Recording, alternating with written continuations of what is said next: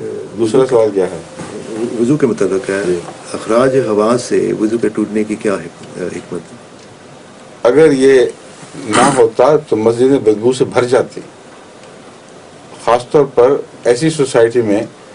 جہاں کئی وجوہات سے جو صفائی کا معیار ہے وہ بلند نہیں ہے، اور غریب ملکوں میں تو کھانے پینے کی بے احتیاطیاں ہی نہیں، کھانے پینے کا کبھی اتفاقاً زیادہ مل جانا، کبھی کم ہو جانا، یہ معدے پر بڑے بد اثرات ڈالتا ہے، اور اس کے نتیجے میں ایک بعض لوگوں کا تو یہ حال ہوتا ہے کہ ان سے بڑا مشکل ہوتا ہے کچھ عرصہ تک بھی بغیر ہوا کو نکالے، کیونکہ پھر ان کے پیٹ میں تناؤ شروع ہو جاتا ہے، کئی تکلیفیں اٹھتی ہیں۔ تو اللہ تعالیٰ نے ان سب باتوں کو پیش نظر رکھتے ہوئے مساجد کو پاکیزگی کی جگہ بنایا ہے، اسی لیے پاؤں بھی دھونے پڑتے ہیں، کیونکہ مسجد میں جاتے وقت پاؤں لے کر آپ چلتے ہیں تو وہیں لوگ سجدے کرتے ہیں، اس لیے حضرت ابراہیم اور اسماعیل کو ہدایت تھی طہر بیتی للطائفین والعاکفین والرکع السجود، کہ جو آنے والے ہیں ان کے لیے گھر پاک کرو میرا۔ تو اس پاکیزگی کا تعلق دیواروں اور صحن سے ہی نہیں ہے بلکہ فضا سے بھی ہے، اس لیے فضا کی پاکیزگی کی خاطر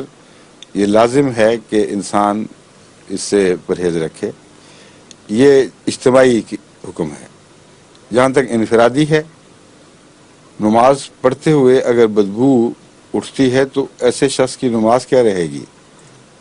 اور غلاظت کی مختلف قسمیں ہیں، یہاں سے آغاز ہوتا ہے، پھر آگے باہر بھی غلاظت آ جاتی ہے۔ تو بدن سے چپکے رہنا غلاظت کا صرف ایک حصہ نہیں ہے، غلاظت کا بدن سے نکل کر فضا میں پھیل کر اسے مسموم کر دینا یہ بھی غلاظت ہے۔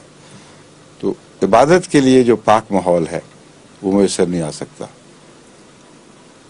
اور اگر وضو ہوا پر یہ اعتراض ہے تو پھر دوسری چیزوں پہ کیوں اعتراض نہیں ہے؟ ہوا کے بعد تو آدمی اپنے آپ کو صاف بھی نہیں کرتا، دھوتا بھی نہیں، کچھ نہ کچھ حصہ ضرور اس کا لگ جاتا ہے، اور طہارت کرتا ہے آدمی، ہر طرح سے صاف ہوتا ہے، تو پھر وضو کی کیا ضرورت ہے؟ پھر یہ بھی سوال اٹھے گا، پھر تو وضو ٹوٹ ہی نہیں سکتا۔ ایک دفعہ کر لیا ایسا پکا ہوگا کہ جو مرضی کرتے پھرو، اس لیے ٹوٹنا تو کسی چیز سے ہے، اور ایسی چیزیں خدا تعالیٰ نے رکھ دی ہیں کہ عموماً 5 وقت تک وہ وضو اگر آدمی پوری طرح صحت مند نہ بھی ہو تو دن کے 5ویں حصے تک تو وہ وضو کر کے اپنے آپ کو پھر صاف کر لیتا ہے، پھر اگلے 5ویں حصے کے اندر امکان ہے کہ وضو اس کے ٹوٹیں گے، ان امکانات کو پیش نظر رکھتے ہوئے اگلی نماز سے پہلے اس کو پھر حکم ہو گیا۔ تو اتنی حالت بد نہیں ہو سکتی کہ نماز کا جو عرصہ ہے اسی کے اندر اس کو بار بار حاجت پیش آئے، سمجھ گئے ہیں؟ ایسا جو آدمی ہے وہ پھر بیمار کے حکم میں آ جاتا ہے۔ اور ظہور مہدی